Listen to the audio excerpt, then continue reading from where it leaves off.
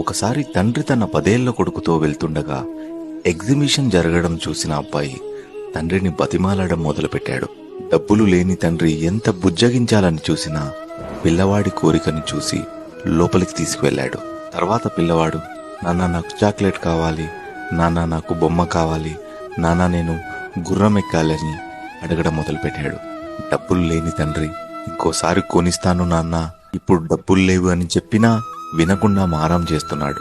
అలా కిక్కిరిసిన జనం మధ్యలో నుంచి ఎదురుగా పెద్ద జెయింట్ వీల్ చూసిన అబ్బాయి ఆశ్చర్యంతో తండ్రి చేయిని వదిలేశాడు.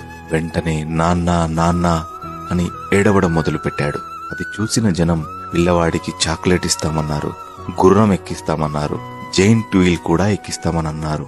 పిల్లవాడు మాత్రం ఎక్కి ఎక్కి ఏడవడం మానట్లేదు. ఏదైతే కావాలని మారం చేశాడో అది పిల్లవాడికి దక్కుతున్నా ఇప్పుడు మాత్రం ఆ పిల్లవాడు అవేమీ వద్దు, నాన్నే కావాలి, నాన్న మాత్రమే కావాలని రోధిస్తున్నాడు. ఎప్పుడైతే తన పేరు ఆ గుంపులో నుంచి వినిపిస్తూ నాన్న కనిపించాడో ఆ పిల్లవాడు వెళ్లి గట్టిగా హత్తుకుని చంకనెక్కి కళ్ళు మూసుకున్నాడు. సరిగ్గా ఇలాగే ప్రపంచంలోని ఏ ధనం, ఏ వస్తువు తండ్రి ఉన్నాడన్న ధైర్యాన్ని భర్తీ చేయలేవు.